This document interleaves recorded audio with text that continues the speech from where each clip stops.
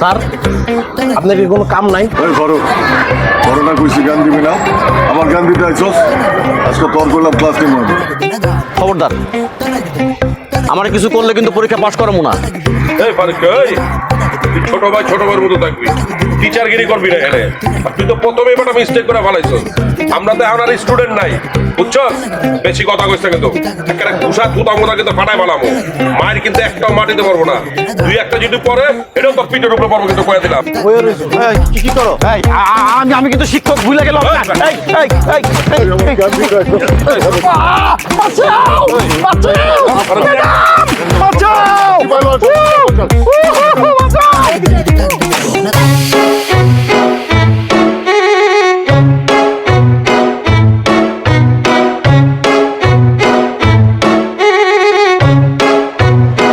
Excuse me madam, আমরা কি আসতে পারি? না, তোমরা আমার ক্লাসে একেবারেই ঢুকতে পারো না। কয়টা বাজে এখন? 20 মিনিট লেট তোমরা, যেখানে আমার ক্লাস হয় মাত্র 45 মিনিট। তোমরা আজকে আমার ক্লাসে ঢুকতে পারবে না, যাও।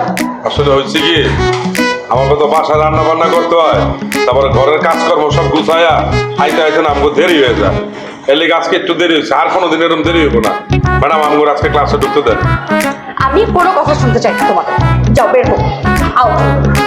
ম্যাডাম আউট মানে আমরাও জানি, কিন্তু আপনি প্রতিদিন যে একা গুছলে আমাকে আউট করে দেন, আমরা শিখবো কেমন?